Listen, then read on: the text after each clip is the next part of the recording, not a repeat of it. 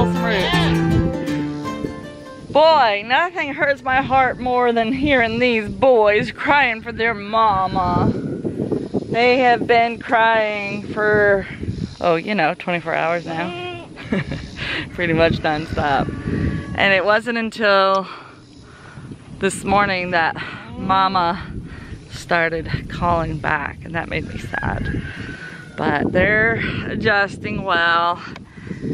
They had to wean sometime, and in order to get them ready for a new home, I wanted them to be weaned off of all that good mama milk first and make sure that they were getting plenty of nutrients through their other foods, which they were eating quite a bit of anyway, so it was time.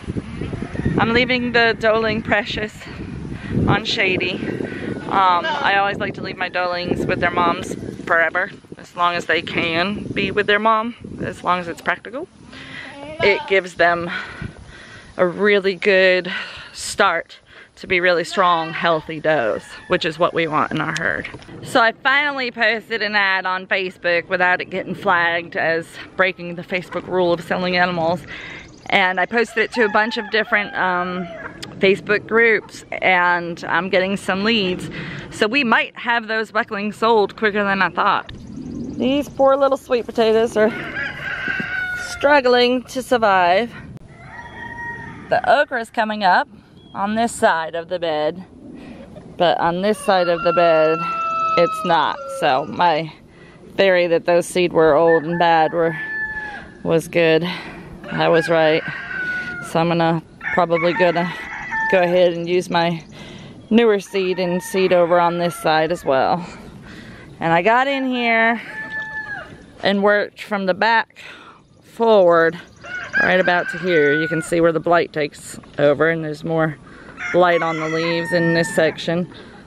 But I've got all these cut out, all the lower limbs, all of the dead plant material, and I've got to bag it up and throw it away.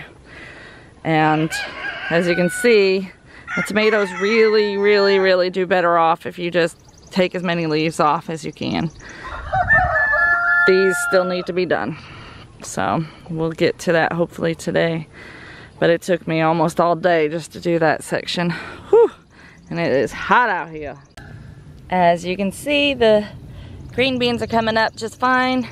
Even though it was some older cracked looking seed, seems to be all right. And we'll have some green beans in this section here. And peppers are starting to ripen on that pepper plant. And we are just gonna keep plugging away. One down, two to go. All right, we're gonna go get your brothers. Yeah. You're gonna go see you're gonna go to a new home. Everybody's probably like, who is that guy that with Rose's goat?